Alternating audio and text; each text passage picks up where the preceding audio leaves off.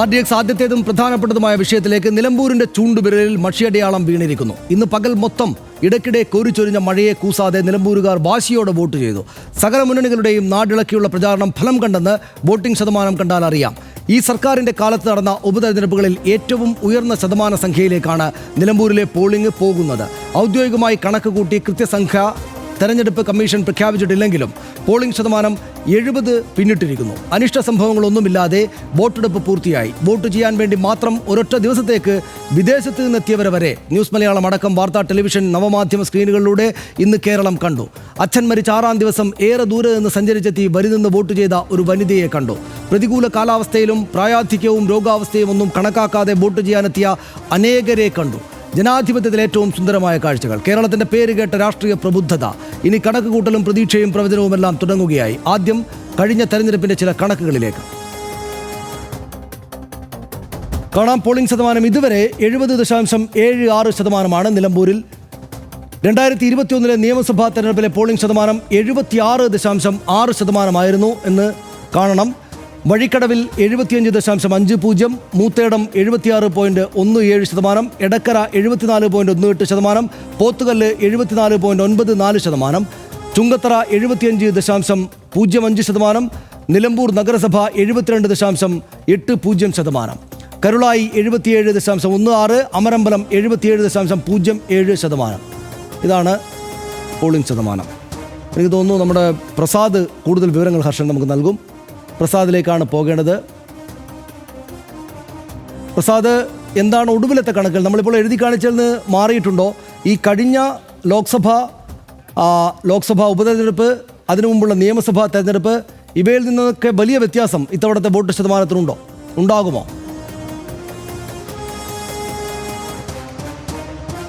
സനീഷ്, കഴിഞ്ഞ 4 ഉപതെരഞ്ഞെടുപ്പുകളെ അപേക്ഷിച്ച് നോക്കുമ്പോൾ ഇത്തവണ നിലമ്പൂരിൽ വോട്ടിംഗ് ശതമാനം കൂടും എന്ന് തന്നെയാണ് മനസ്സിലാക്കേണ്ടത്. കാരണം 5 മണിയിലെ ഔദ്യോഗിക കണക്ക് മാത്രമാണ് പുറത്തേക്ക് വന്നിട്ടുള്ളത്. അത് 70.76%. ഇനി 1 മണിക്കൂർ സമയത്തെ വോട്ടിംഗ് ശതമാനം എന്ന് പറയുന്നത് ഒരു 2 മുതൽ 4 വരെ വർദ്ധിക്കാനുള്ള ഒരു സാധ്യത നമ്മൾ കാണുന്നുണ്ട്. കാരണം ആ അവസാനത്തെ 1 മണിക്കൂറിൽ കാര്യമായ തിരക്കുകൾ എല്ലായിടത്തും ഉണ്ടായിരുന്നു എന്ന് പറയാൻ കഴിയില്ല. വളരെ കുറഞ്ഞ സ്ഥലങ്ങളിൽ മാത്രമാണ് ഒരു തിരക്കുണ്ടായിരുന്നത്. മറ്റു പല സ്ഥലങ്ങളിലും 5:30യോടുകൂടി തന്നെ വോട്ടിംഗ് അവസാനിക്കുന്ന ഒരു സാഹചര്യം ഉണ്ടായിരുന്നു. അതിൻ്റെ ഒരു കാരണമായി പറയുന്നത് ഈ പോളിംഗ് ബൂത്തുകളുടെ വർധനവാണ്. 263 ബൂത്തുകൾ ഉള്ളത് കൊണ്ടാണ് ഇത്രയും പലയിടങ്ങളിൽ തിരക്ക് കുറഞ്ഞു നിന്നത് എന്നാണ്. പക്ഷെ തുടക്കം മുതൽ ഒരു ശരാശരി വോട്ടർമാർ, കൂടുതൽ എണ്ണം ആളുകൾ ഓരോ ബൂത്തിലും ഉണ്ടായിരുന്നു എന്നുള്ളതാണ്. മൂത്തേടം പഞ്ചായത്തൊക്കെ സന്ദർശിക്കുന്ന സമയത്ത് അവിടെ ഒരു 12 മണിയോടുകൂടിയാണ് നമ്മളവിടെ എത്തുന്നത്. പക്ഷെ ആ സമയത്തും അവിടെ നല്ല തിരക്കുണ്ടായിരുന്നു. അങ്ങനെ UDFന്റെ ശക്തി കേന്ദ്രങ്ങളിൽ നമുക്ക് കൂടുതൽ തിരക്ക് കാണാൻ കഴിഞ്ഞിട്ടുണ്ട്. മറ്റ് സ്ഥലങ്ങളിൽ ഇപ്പോൾ LDFന് സ്വാധീനമുള്ള സ്ഥലങ്ങളിലും തിരക്കുണ്ട്. പക്ഷേ അതിനേക്കാൾ കൂടുതൽ തിരക്ക് എനിക്ക് തോന്നിയത് UDFന്റെ സ്ഥലങ്ങളിൽ ഉണ്ട് എന്നുള്ളതാണ്. ഇതിൽ ഈ കഴിഞ്ഞ ഉപതെരഞ്ഞെടുപ്പിനെ അപേക്ഷിച്ച് വോട്ടിംഗ് ശതമാനം കൂടുന്ന സാഹചര്യം ഉണ്ടായാൽ ഇവിടെ LDFും UDFും മാത്രമല്ല PV അൻവർ കൂടി മത്സരിക്കുന്നു എന്നുള്ളതാണ്. അപ്പോൾ PV അൻവറിനെ സപ്പോർട്ട് ചെയ്യുന്ന ആളുകൾ കൂടി വരുന്ന സമയത്ത് പരമാവധി വോട്ടർമാരെ ബൂത്തിലെത്തിക്കാനുള്ള ശ്രമം അവരുടെ എല്ലാം തന്നെ ഭാഗത്തു നിന്ന് ഉണ്ടായിരുന്നു എന്നുള്ളത് എടുത്തു പറയണം. അതിനൊരു കാരണം കൊണ്ട് തന്നെ 3 പേർക്കും, പ്രത്യേകിച്ച് LDFനും UDFനും പ്രതീക്ഷയ്ക്ക് വക നൽകുന്ന കാര്യങ്ങൾ ഉണ്ട് എന്നുള്ളതാണ് അതിൽ നിന്ന് മനസ്സിലാക്കാൻ കഴിയുന്നത്. UDF ആണ് ഏറ്റവും വലിയ ആത്മവിശ്വാസത്തിൽ നിൽക്കുന്നത്. അല്പസമയം മുമ്പ് ആര്യാടൻ ഷൗക്കത്ത് മാധ്യമങ്ങളെ കണ്ടപ്പോഴും പറയുന്നത് തന്നെയാണ്. ഭൂരിപക്ഷത്തെക്കുറിച്ച് മാത്രമാണ് ഞങ്ങൾ ചിന്തിക്കുന്നത്, മറ്റൊരു ആശങ്കയും ഞങ്ങൾക്കില്ല എന്നുള്ളതാണ്. LDFനെ സംബന്ധിച്ചിടത്തോളം വിജയപ്രതീക്ഷ പങ്കുവെക്കുന്നുണ്ടെങ്കിലും അതിൽ നേരത്തെ പറഞ്ഞതുപോലെ ആര്യാടൻ PV അൻവർ പിടിക്കുന്ന വോട്ട് ഒരു വലിയ നിർണായകമാണ്. അത് UDFിൽ നിന്നാണ് കൂടുതൽ വോട്ട് പിടിക്കുന്നതെങ്കിൽ മാത്രമാണ് LDFനെ സംബന്ധിച്ചിടത്തോളം വലിയൊരു ആശ്വാസം ഉണ്ടാകുന്നത്. പക്ഷേ ഈ പോളിംഗ് നല്ല രീതിയിൽ നടന്നു എന്നുള്ളത് കൊണ്ട് തന്നെ ഇവരുടെ എല്ലാം തന്നെ കണക്കുകൂട്ടലുകൾക്കും പ്രതീക്ഷകൾക്കും അത് വലിയ ഗുണം ചെയ്യുന്നു എന്നുള്ളത് തന്നെയാണ്. ഇപ്പോൾ അവസാന കണക്ക്, ബൂത്തുതല കണക്കുകളെല്ലാം തന്നെ പാർട്ടികളുടെ, അതായത് പാർട്ടികൾ നടത്തുന്ന അവരുടെ കണക്കുകൾ വരാനിരിക്കുന്നതേ ഉള്ളൂ. അത് ഇന്ന് രാത്രിയോ അല്ലെങ്കിൽ നാളെ രാവിലെയോ ഒക്കെ അത് സംബന്ധിച്ചുള്ള വിശദാംശങ്ങൾ, വിശകലനങ്ങളിലേക്കൊക്കെ പ്രസാദ്, ഈ ശക്തി കേന്ദ്രങ്ങൾ കണക്കാക്കി നോക്കിയാൽ ഇപ്പോൾ ഇടത് മുന്നണിയുടെയും അല്ലെങ്കിൽ UDFന്റെയും ഒക്കെ ശക്തി കേന്ദ്രങ്ങളിൽ നിന്ന് കണക്ക് കൂട്ടുന്ന സ്ഥലങ്ങളുണ്ടല്ലോ, അവിടുത്തെ ഒരു പോളിംഗ് ശതമാനത്തെ ഇതുവരെയുള്ള കണക്കനുസരിച്ച് എങ്ങനെ വിലയിരുത്താം, അങ്ങനെ തരംതിരിച്ച് നോക്കിയാൽ? അതിലിപ്പോൾ നേരത്തെ പറഞ്ഞതുപോലെ ഈ കഴിഞ്ഞ തെരഞ്ഞെടുപ്പിൽ ഏറ്റവും കൂടുതൽ ഭൂരിപക്ഷം കിട്ടിയത് UDF ഭൂരിപക്ഷം കിട്ടിയത് മൂത്തേടം പഞ്ചായത്തായിരുന്നു. അന്ന് 1703 വോട്ടുകളുടെ ഭൂരിപക്ഷം ആ പഞ്ചായത്തിൽ നിന്ന് മാത്രം UDF സ്ഥാനാർത്ഥിയായിരുന്ന VV പ്രകാശിന് ലഭിച്ചു. അതോടൊപ്പം തന്നെ മറ്റ് സ്ഥലങ്ങളിലും അവരുടെ ശക്തി കേന്ദ്രങ്ങളിലെല്ലാം തന്നെ ഭൂരിപക്ഷം ഉണ്ടാകുന്ന ഒരു സാഹചര്യം ഉണ്ടായിരുന്നു. അതേ വോട്ടിംഗ് പാറ്റേൺ തന്നെയാണ് വരുന്നതെങ്കിൽ UDF സംബന്ധിച്ചിടത്തോളം ആശങ്കപ്പെടുത്തേണ്ടതില്ല എന്നുള്ളതാണ്.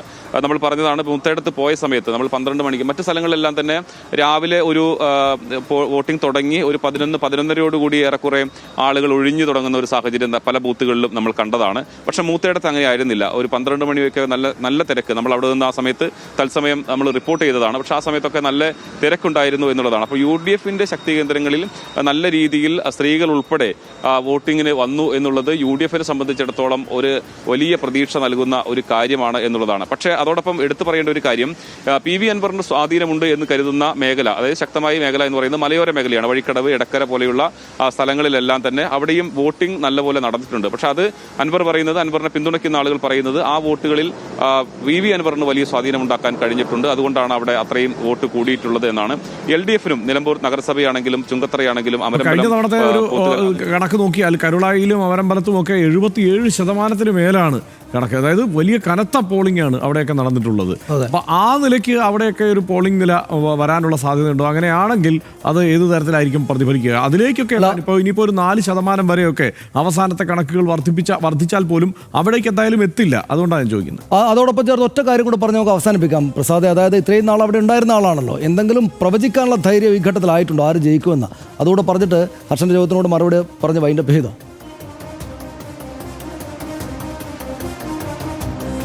നിലവിലെ സാഹചര്യത്തിൽ നമ്മളൊരു പ്രവചനത്തിന് നിൽക്കുന്നില്ല. വേണമെങ്കിൽ നാളെ വൈകുന്നേരം ഒരു പ്രവചനം നടത്താം. കാരണം ഈ പാർട്ടികളുടെ മുന്നണികളുടെയൊക്കെ ഒരു കണക്ക് കൂടി നമുക്ക് ലഭ്യമാകേണ്ടതുണ്ട് എന്നുള്ളത് കൊണ്ടുകൂടിയാണ്. കാരണം അവരുടെ വിലയിരുത്തലുകളൊക്കെ തന്നെ വരുന്നതേ ഉള്ളൂ. ഇത് പ്രത്യക്ഷത്തിൽ നമ്മൾ മാധ്യമങ്ങൾക്ക് മുമ്പിൽ ഞങ്ങൾ ജയിക്കുമെന്ന് അവരെല്ലാം പറയുന്നുണ്ടെങ്കിൽ പോലും ഇന്ന് രാത്രി കൂടി അവരുടെ ബൂത്ത് തല കണക്കുകൾ വരുമ്പോൾ മാത്രമാണ് ഒരു കൃത്യമായ ഒരു അവലോകനത്തിലേക്ക് പാർട്ടികൾ വരികയുള്ളൂ, നമുക്കും മനസ്സിലാക്കാൻ കഴിയുള്ളൂ. അതോടൊപ്പം തന്നെ പഞ്ചായത്ത്, ഇപ്പോൾ ഹർഷൻ പറഞ്ഞതുപോലെ പഞ്ചായത്ത് തല വോട്ടിംഗ് പെർസെൻറ്റേജ് വരാനിരിക്കുന്നതേ ഉള്ളൂ. അത് ഔദ്യോഗിക കണക്ക് കിട്ടിയാൽ മാത്രമേ അവിടെയും ഒരു വിശകലനത്തിന് സാധ്യതയുള്ളൂ. ഇപ്പോൾ നമുക്ക് 5 മണിയിലെ ഈ ഒരു കണക്ക് വെച്ച് മാത്രമാണ് നമ്മളൊരു പ്രാഥമിക വിലയിരുത്തൽ നടത്തുന്നത്. അതിൽ പരമാവധി, കാരണം ഈ 1 മണിക്കൂർ, സാധാരണ ഈ അവസാനത്തെ 1 മണിക്കൂർ എന്ന് പറയുന്നത് പല പോളിംഗ് സ്റ്റേഷനുകളിലും മറ്റ് തെരഞ്ഞെടുപ്പുകളിൽ നല്ല തിരക്കുണ്ടാകാറുള്ളതാണ്. പക്ഷേ ഇവിടെ അങ്ങനെ നമുക്ക് കാണാൻ കഴിഞ്ഞിരുന്നില്ല. വളരെ കുറഞ്ഞ ബൂത്തുകളിൽ മാത്രമാണ് അങ്ങനെയൊരു തിരക്ക് നമുക്ക് കാണാൻ കഴിഞ്ഞത്. 5:30 തന്നെ പല സ്ഥലങ്ങളിലും പോളിംഗ് അവസാനിക്കുന്ന ഒരു സ്ഥലം ഉണ്ടായിരുന്നു. ഇപ്പോൾ നമ്മളൊക്കെ നിൽക്കുന്ന സമയത്ത് നിലമ്പൂർ ടൗണിലെ തന്നെ മോഡൽ UP സ്കൂളിലൊക്കെ 5:45 ഏറെക്കുറെ അവസാനിച്ചു. പിന്നീട് ആരും വോട്ട് ചെയ്യാൻ പോലും ഓടിയെത്തുന്ന ഒരു കാഴ്ചയോ ഒന്നും അങ്ങനെ എവിടെയും കാണാൻ കഴിഞ്ഞിരുന്നില്ല. അപ്പോൾ അവസാന കണക്ക് മാത്രം വന്നാൽ മാത്രമേയാണ് നമുക്ക് ഈ പഞ്ചായത്ത് തലത്തിൽ എങ്ങനെയാണ് ഇത് സംഭവിച്ചിട്ടുള്ളത്, LDF സ്വാധീനമുള്ള സ്ഥലങ്ങളിൽ എത്രത്തോളം വർധനവ് ഉണ്ടായിട്ടുണ്ട്, അത്തരം കാര്യങ്ങളെല്ലാം തന്നെ മനസ്സിലാക്കാൻ കഴിയൂ. അതിനുശേഷം മാത്രമേ നമുക്കൊരു ശരിയായ ഒരു വിലയിരുത്തലേക്ക് പോകാൻ കഴിയൂ. ശരി, നന്ദി പ്രസാദ്. ആ വിവരങ്ങൾക്ക്, കൂടുതൽ വിവരങ്ങൾക്ക് നമ്മൾ അടുത്ത ബുള്ളറ്റിനുകളും മറ്റും ബന്ധപ്പെട്ട് കൊള്ളാം. നമുക്ക് അവസാനത്തെ സൂക്ഷ്മാംശങ്ങൾ കൂടെ അറിയേണ്ടതുണ്ട് നമുക്കും പ്രേക്ഷകർക്കും. ഹർഷൻ, പ്രസാദ് എന്തായാലും ഇന്ന് പ്രവചനത്തിലില്ല, ഞാൻ എൻ്റെ പ്രവചനം നടത്തും ഹർഷൻ സംസാരിച്ചതിന് ശേഷം. ഹർഷൻ വല്ലതും പറയണ്ടോ? തീർച്ചയായിട്ടും. എനിക്ക് ഇതിൽ എല്ലാവരും സംശയിക്കുന്ന ഒരു കാര്യം തന്നെ, അതായത് അന്തിമ ഫലം എന്നത് അൻവർ എത്ര വോട്ടുകൾ സമാഹരിക്കും എന്നതിനെ ആശ്രയിച്ചായിരിക്കുമോ എന്നുള്ള ചർച്ചയായിരുന്നു ഉണ്ടായിരുന്നത്. ഏതാണ്ട് അങ്ങനെയൊക്കെ തന്നെ ആവാനാണ് സാധ്യത എന്ന തോന്നൽ തന്നെയാണ് എനിക്കിപ്പോൾ ഉള്ളത്. അതായത് അൻവർ ഒരു 9,000 വോട്ടിന് മുകളിലേക്ക് പിടിക്കുന്ന ഓരോ വോട്ടുകളും നിർണായകമായിരിക്കും എന്ന് തന്നെ കരുതാം. അതൊരു പരമാവധി 20,000 വോട്ടിനടുത്ത് വരെ അൻവർ വോട്ട് സമാഹരിക്കാനാണ് സാധ്യത. അൻവറിനൊപ്പം നിൽക്കുന്ന പലരുമായും സംസാരിക്കുമ്പോൾ പറയുന്നത് 10-25,000 വോട്ട് വരെ പിടിക്കുമെന്നാണ്. അപ്പോൾ നമ്മളൊരു 9,000 മുതൽ 20,000 വോട്ട് വരെ അൻവർ പിടിക്കുന്ന സാഹചര്യം ഉണ്ടായാൽ തീർച്ചയായും പ്രവചനാതീതമാണ് അവിടുത്തെ മണ്ഡലത്തിലെ സാഹചര്യം എന്ന് നിസ്സംശയം പറയാം. അവിടെ ആര്യാടൻ ഷൗക്കത്താണ് വിജയത്തിലേക്ക് വരുന്നതെങ്കിൽ അങ്ങനെ ഒരു സാധ്യത അവിടെ ഉണ്ടല്ലോ, പ്രധാനപ്പെട്ട സാധ്യത അതിന് തന്നെയാണ്. അങ്ങനെ ഒരു സാധ്യത അവിടെ ഉണ്ടെങ്കിൽ ഏതാണ്ട് 7,000 മുതൽ മുകളിലേക്കുള്ള ഭൂരിപക്ഷത്തിലേക്ക് ആര്യാടൻ ഷൗക്കത്ത് പോകും. സ്വരാജ് ആണെങ്കിൽ ഒരു 5,000 വോട്ട് അടുത്തുള്ള ഒരു ഭൂരിപക്ഷത്തിലേക്കായിരിക്കും സ്വരാജ്യം വരിക. അത് എന്ന് വെച്ചാൽ നമ്മൾ കണക്ക് കൂട്ടുമ്പോൾ വിവിധ സാമുദായിക സമവാക്യങ്ങളും മറ്റതും വെച്ചൊക്കെയാണ് ഇങ്ങനെ കണക്ക് കൂട്ടുന്നത്. പക്ഷേ സാമുദായിക സമവാക്യം വെച്ച് നിലമ്പൂർ പോലെയൊരു മണ്ഡലത്തിൽ എത്രത്തോളം കണക്ക് കൂട്ടാൻ കഴിയും എന്നുള്ള സംശയമുണ്ട്. കാരണം വളരെ പൊളിറ്റിക്കലായ ഒരു മണ്ഡലമാണ്.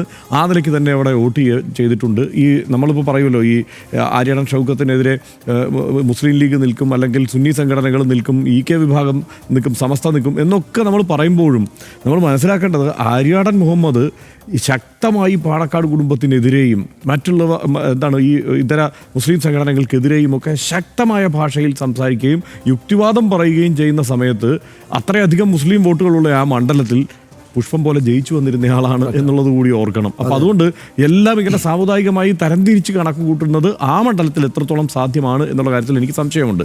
പിന്നെ അവിടുത്തെ BJP വോട്ടുകൾ, അല്ലെങ്കിൽ അതായത് പരമാവധി അവർ സമാഹരിക്കുമെന്ന് അവർ തന്നെ കരുതുന്ന ഒരു 15,000 വോട്ട് വരെ എന്നുള്ളത് ഒരു സാധ്യതയും അതിന് ഞാൻ കാണുന്നില്ല.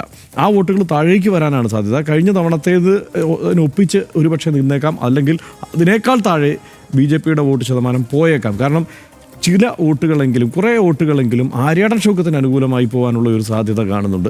കാരണം ഈ ഇപ്പോൾ ഒരു ഹാർഡ് കോർ RSS സ്വഭാവമുള്ള ഒരാളെ സംബന്ധിച്ചിടത്തോളം ആ മണ്ഡലത്തിൽ ഏറ്റവും സ്വീകാര്യനായ സ്ഥാനാർത്ഥി ആരാണ് എന്നാലോചിച്ചാൽ മതി. അതിൻ്റെതായ ചരിത്രപരമായ കാരണങ്ങൾ കൂടിയുണ്ട്. അപ്പോൾ അങ്ങനെ ചില സാധ്യതകൾ കൂടി അവിടെ നിലനിൽക്കുകയാണ്. അപ്പോൾ അങ്ങനെ നോക്കിയാൽ പിന്നെ സാമുദായികമായുള്ള കണക്കിലേക്ക് നമുക്ക് വരാം. എന്തായാലും അത് പറയുന്നത് ശരിയായ സംഗതിയല്ല ആ മണ്ഡലത്തെ സംബന്ധിച്ച്. എങ്കിൽ പോലും നമ്മൾ നോക്കിയാൽ മുസ്ലിം വോട്ടുകളിൽ ഒരു 68,000 മുസ്ലിം വോട്ടുകൾ പോൾ ചെയ്താൽ അതിൽ നിന്ന് ആര്യാടൻ ഷൗക്കത്തിന് ലഭിക്കാൻ സാധ്യതയുള്ളത് ഏതാണ്ട് 40,000-അടുത്ത് വോട്ടുകൾ ആര്യാടൻ ഷൗക്കത്തിന് ലഭിച്ചേക്കാം എന്നുള്ള കണക്കുകൂട്ടൽ ആ മേഖലയിൽ നിന്ന് തന്നെ, അതാത് മേഖലയിലുള്ളവരോട് സംസാരിക്കുമ്പോൾ നമുക്ക് തോന്നുന്നത് അങ്ങനെയാണ്. അങ്ങനെ ലഭിച്ചേക്കാമെന്ന് പറയുന്നു. എങ്കിൽ പോലും ഒന്ന് ആലോചിച്ച് നോക്ക്, അവിടെ മുസ്ലിം വോട്ടുകളെക്കാൾ കൂടുതൽ ഹിന്ദു വോട്ടുകളാണുള്ളത്. ആ ഹിന്ദു വോട്ടുകൾ അങ്ങനെയാണെങ്കിൽ ഇവരുടെയൊക്കെ ഈ കണക്ക് കൂട്ടൽ അങ്ങനെ ഇതിൽ UDF-നൊപ്പം നിൽക്കുന്നവരുടെ തന്നെ ഒരു ആശങ്ക പറയാം. കാരണം എല്ലാ ചർച്ചകളും കേന്ദ്രീകരിച്ചത് ജമാഅത്തെ ഇസ്ലാമി, ഇതര മുസ്ലിം സംഘടനകൾ, സുന്നി സംഘടനകൾ ഒക്കെ ആയിട്ടാണ്. എല്ലാ പ്രചാരണവും ആ മട്ടിൽ തന്നെയാണ്. ചർച്ചയായ വിഷയങ്ങളെല്ലാം ആ സ്വഭാവത്തിൽ തന്നെയായിരുന്നു. അപ്പോൾ ഇപ്പുറത്ത് അങ്ങനെ അശ്രദ്ധമായി വിട്ടു കളഞ്ഞോ, അല്ലെങ്കിൽ അവർ ചർച്ചയിലേക്ക് വന്നില്ല എന്നുള്ളത് സ്വരാജിന് അനുകൂല ഘടകമായി മാറുമോ എന്നൊക്കെ UDF-നുള്ളിൽ ചർച്ചയുണ്ട്. അതൊക്കെ കൊണ്ട് സ്വരാജിൻ്റെ സാധ്യതയും എങ്ങും പോയിട്ടില്ല, അവിടെ തന്നെ നിൽക്കുകയാണെന്നുള്ളത്. പിന്നെ SDPI ഒറ്റ കാര്യം കൂടെ പറയാം. SDPI കഴിഞ്ഞ തവണ 3,000 ചില്ലാൻ വോട്ട് പിടിച്ച സംഘടനയാണ്. അവിടെ ഈ അവസാന ഘട്ടത്തിൽ കൊട്ടിക്കലാശത്തിനൊക്കെ അത്യാവശ്യം ആളുകളും ഉണ്ടായിരുന്നു. SDPIയുടെ കൊട്ടിക്കലാശം കുറച്ച് മാറിയായിരുന്നു. മാധ്യമങ്ങളൊക്കെ കാര്യമായിട്ട് റിപ്പോർട്ട് ചെയ്തില്ലെങ്കിലും അവർക്ക് അത്യാവശ്യം ആളും ഒക്കെ ഉണ്ടായിരുന്നു. അവർ അവസാന ദിവസമാകുമ്പോഴേക്ക് കംപ്ലീറ്റ് പ്രചാരണം അൻവറിനെതിരെയാക്കി. അതായത് SDPIയുടെ വോട്ടുകൾ അൻവർ സമാഹരിക്കുമോ എന്നുള്ള ആശങ്ക SDPIക്ക് വന്നു. അവർ ഗ്രാസ് റൂട്ട് ലെവലിൽ അവർ വളരെ കുറച്ചാണ് വോട്ടുകൾ പിടിക്കുന്നതെങ്കിലും സൂക്ഷ്മമായി പഠിക്കുകയും താഴെത്തട്ടിൽ എങ്ങനെയാണ് കാര്യങ്ങൾ നടക്കുന്നതെന്ന് വിലയിരുത്തുകയും ചെയ്യുന്നവരാണ്. അവർ അവസാന നിമിഷം ഈ അൻവറിനെതിരെ പ്രചാരണം നടത്തിയത് അൻവർ ഒരു കറുത്ത കുതിരയാകുമെന്നുള്ള ഒരു സൂചനയിലേക്ക് അവരും എത്തിയത് കൊണ്ടാണ്. അപ്പോൾ അതൊക്കെ കൊണ്ട് അൻവർ ഈ പറഞ്ഞ മട്ടിൽ ഒരു 17,000 വരെ വോട്ട് പിടിക്കാനുള്ള സാഹചര്യം അവിടെ നിലനിൽക്കുന്നു. അത് പ്രവചനാതീതമാക്കുന്നുണ്ട് മണ്ഡലത്തിലെ സാഹചര്യത്തെ. അതാണ് എനിക്ക് പ്രവചനമുണ്ട്, പക്ഷെ അതിന് 2 പാർട്ടുണ്ട്. ഞാനും അങ്ങനെ തന്നെയാണ് പറഞ്ഞു വെച്ചത്. പ്രവചനാതീതം വർഷം പറഞ്ഞു. എനിക്ക് പ്രവചനാതീതമല്ല, ഞാൻ പറഞ്ഞ 2 പാർട്ടുണ്ട് കേട്ടോ. അതായത് എൻ്റെ പ്രവചനം ആര്യാടൻ ഷൗക്കത്ത് വിജയിക്കുന്നതാണ്. രണ്ടാമത്തെ പാർട്ട് അത്ഭുതം നടന്നാൽ സ്വരാജ് ജയിക്കുന്നതാണ്. സേഫായിട്ടുള്ള പ്രവചനമാണ് എൻ്റെ. അതായത് ആര്യാടൻ ഷൗക്കത്ത് ജയിക്കാനാണ് സാധ്യത. ഹർഷം പറഞ്ഞ കാര്യങ്ങളെല്ലാം അതിനകത്തുണ്ട്. പിന്നെ ഏറ്റവും പ്രധാനപ്പെട്ടൊരു കാര്യം, 9 വർഷം ഭരിച്ച് 10ാം വർഷം ഒരു തെരഞ്ഞെടുപ്പിലേക്ക് പോകുന്ന ഒരു ഇടതുപക്ഷ ജനാധിപത്യ സർക്കാരിൻ്റെ അവസാന കാലത്ത് ഒരു ഉപതെരഞ്ഞെടുപ്പ് നടക്കുമ്പോൾ, ഇനിയൊരു ഉപതെരഞ്ഞെടുപ്പ് കൂടെ ഈ സർക്കാരിൻ്റെ കാലത്ത് ഉണ്ടാകാനുള്ള സാധ്യത തുലവും വിരളമാണ്. അപ്പോൾ ഒരു ഉപതെരഞ്ഞെടുപ്പ് ലാസ്റ്റ് നടക്കുന്ന അവസാനത്തെ ഉപതെരഞ്ഞെടുപ്പിൽ 10 വർഷം ഭരിച്ച ഒരു സർക്കാരിനെതിരെ കേരളം പോലൊരു സ്ഥലത്ത്, നിലമ്പൂർ പോലെ വളരെ പൊളിറ്റിക്കലി ഡിവൈഡായിട്ട് കിടക്കുന്ന അതിശക്തമായുള്ള രാഷ്ട്രീയ ബോധ്യങ്ങളുള്ള വോട്ടർമാരുള്ള ഒരു മണ്ഡലത്തിൽ മറിച്ചൊരു റിസൾട്ട് ഉണ്ടാകുമെന്ന് ഞാൻ പ്രതീക്ഷിക്കുന്നില്ല. ഒരു 60% എൻ്റെ ബോധ്യം അങ്ങനെയാണ്. അതായത് ആര്യാടൻ ഷൗക്കത്ത് UDF വിജയിക്കുകയാണ് ചെയ്യുക എന്നാണ്. അദ്ദേഹത്തോട് എതിർപ്പുള്ള പല ആളുകളും കോൺഗ്രസിനകത്തുണ്ട്. പല കാരണങ്ങൾ അദ്ദേഹത്തെ തള്ളിക്കളയാൻ ആയിട്ട് UDF-നകത്തെ കക്ഷികൾക്കും ആളുകൾക്കും ഒക്കെ ഉണ്ട്. പക്ഷേ അതിനേക്കാളെല്ലാം മുകളിൽ ഈ 5 വർഷം കൂടുമ്പോൾ ഭരണം മാറിക്കൊണ്ടിരിക്കുന്ന ഒരു സ്ഥലത്ത് 5 വർഷമായിട്ട് ഭരണം കിട്ടാതെ പിന്നെ 4 വർഷം കൂടെ തള്ളിപ്പോയ UDF പ്രവർത്തകരുടെയും സാധാരണ വോട്ടർമാരുടെയും സർക്കാരിനെതിരായിട്ടുള്ള വികാരം ഈ തെരഞ്ഞെടുപ്പിൽ പ്രതിഫലിക്കും എന്നാണ് ഞാൻ വിചാരിക്കുന്നത്. അതുകൊണ്ട് എൻ്റെ ആദ്യത്തെ 60% പ്രവചനം ആര്യാടൻ ഷൗക്കത്ത് വിജയിക്കും എന്ന് തന്നെയാണ്. എന്നാൽ അത്ഭുതം നടന്നാൽ സ്വരാജ് ജയിക്കും. അത്ഭുതം നടന്നാൽ അത്ഭുതത്തിനുള്ള കാരണങ്ങൾ നമ്മൾ പ്രത്യേകം പറയേണ്ടതില്ല. കുറേയേറെ കാര്യങ്ങൾ അവിടെയുണ്ട്. സ്വരാജ് പോലത്തെ ഒരു വലിയ കൊള്ളാവുന്ന സ്ഥാനാർത്ഥിയായിരുന്നു. നല്ല നിലക്കുള്ള പ്രചാരണം നടന്നു. ഈ അവസാന ഭാഗത്ത് MP ഗോവിന്ദ മാസ്റ്റർ ഭാഗത്ത് നിന്ന് ഈ ഒരു RSS പരാമർശം വന്നു എന്നതൊഴിച്ചാൽ നല്ല പെർഫെക്റ്റ് ആയിട്ടാണ് അവരുടെ മെഷീനറി മുന്നോട്ട് പോയത്. പിന്നെ വിദേശങ്ങളിൽ നിന്നൊക്കെ വന്നിട്ട് സ്വരാജിന് വേണ്ടി മാത്രമായിട്ട് വോട്ട് ചെയ്യാൻ വേണ്ടി വന്ന എത്രയോ ആളുകൾ ഉള്ള ഒരു വളരെ കൃത്യമായിട്ട് LDF അടിയുറച്ച വോട്ടും ബോധ്യങ്ങളും ഉള്ള മനുഷ്യരവിടെയുണ്ട്. അതുകൊണ്ട് അവർക്ക് മുന്നിലേക്ക് എത്രയോ കാലത്തിന് ശേഷമാണ് ഒരു അരിവാൾ ചുറ്റിക നക്ഷത്രത്തിൽ വോട്ട് ചെയ്യാനുള്ള അവസരം കിട്ടുന്നത്. എന്ന് മാത്രവുമല്ല, നമ്മൾ കണ്ട ചരിത്രത്തിൽ നിന്നും ഒരു UDF മണ്ഡലം മാത്രമാണ്, ശക്തമായ UDF മണ്ഡലമാണ് എന്ന് തന്നെ പറയാവുന്ന നില നമ്മൾ ഈ സമീപകാലത്ത് കാണാനുള്ള സാഹചര്യം ആ മണ്ഡലത്തിൽ ഉണ്ടായിരുന്നില്ല. കാരണം 2 തവണയും അൻവറാണ് ഇതിന് പുറത്തുള്ള ആൾ. കൃത്യം ഡിവിഷൻ എങ്ങനെയാണെന്ന് മനസ്സിലാക്കാനാകാത്ത വിധമുള്ള ഒരു സീനായിരുന്നു അവിടെ ഉണ്ടായിരുന്നത്. അതുകൊണ്ട് അത് മാത്രമല്ല, ഒരു ഒറ്റ പോയിന്റ് കൂടെ വ്യത്യാസമായിട്ട് ഞാൻ പറയാം. അതായത് ഈ അത്ഭുതങ്ങളുടെ കൂട്ടത്തിൽ, അതായത് പ്രിയങ്ക ഗാന്ധിയുടെ മണ്ഡലത്തിൽ കോൺഗ്രസിന് വീണ്ടും ഒരു വിജയം ഉണ്ടാവുക എന്നത് BJP മനസ്സുള്ളവരും ഒരുപക്ഷെ അവിടെ ആഗ്രഹിക്കുന്നുണ്ടാകില്ല. അപ്പോൾ ഈ പല കാരണങ്ങൾ കൂടിച്ചേർന്നാൽ ഒരുപക്ഷെ സ്വരാജ് ജയിച്ചേക്കാം. അതുകൊണ്ടാണ് ഞാൻ പറഞ്ഞത്, സാധാരണഗതിയിലാണെങ്കിൽ ആര്യാടൻ ഷൗക്കത്ത് അത്ഭുതം നടന്നാൽ സ്വരാജ് ജയിക്കും എന്ന ഒരു കാര്യമാണ് എനിക്ക് പറയാനുള്ളത്. പിന്നെ ഉള്ളതെന്ന് വെച്ചാൽ എൻ്റെ പ്രവചനത്തിൽ ഉൾപ്പെടുന്നില്ല, അത് മഹാത്ഭുതം നടന്നാൽ അൻവർ ജയിക്കും എന്നാണ്. ഏതായാലും നമ്മൾ പ്രവചനത്തിൽ ഉൾപ്പെടുന്നതല്ല. മഹാത്ഭുതം എന്തായാലും സംഭവിക്കാൻ പോകുന്നില്ല എന്ന് തന്നെ ഞാൻ പറയാം. പക്ഷേ ഒരു കാര്യമുണ്ട് സനീഷ്, ഇതിൽ കൗതുകകരമായ ഒരു വശം, ഈ തെരഞ്ഞെടുപ്പിന് ശേഷം ഇപ്പോൾ സനീഷ് പറഞ്ഞല്ലോ ഭരണവിരുദ്ധ വികാരം എന്നുള്ളത് പ്രതിഫലിച്ചേക്കാമെന്ന്.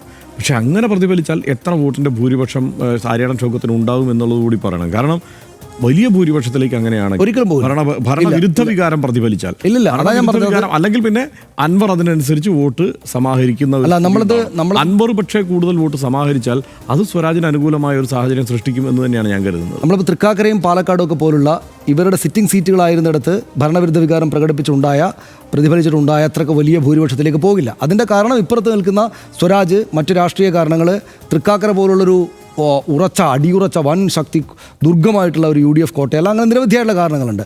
നമുക്ക് എല്ലാ കാര്യങ്ങളും ഇപ്പോൾ പറഞ്ഞു തീർക്കേണ്ട. ആര് ജയിച്ചാലും ചെറിയ ഭൂരിപക്ഷം ഉണ്ടാവും. ആര് ജയിച്ചാലും മറുപക്ഷത്തിന് ഉന്നയിക്കാനുള്ള ആരോപണം ഇപ്പോഴും റെഡിയാണ്.